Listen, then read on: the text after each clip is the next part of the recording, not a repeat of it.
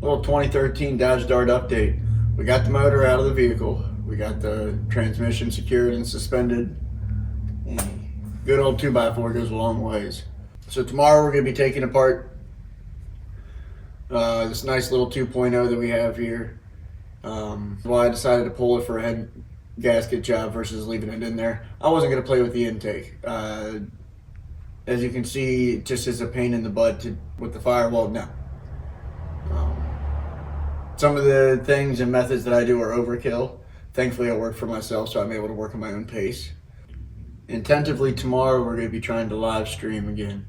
I'm not going to probably try starting at 9. I would hope to, but we'll see. This evening I was having some power and internet issues. Hopefully will be resolved.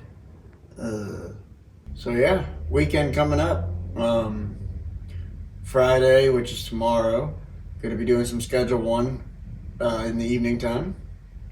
So, till tomorrow, yeah, gas money, I'm out.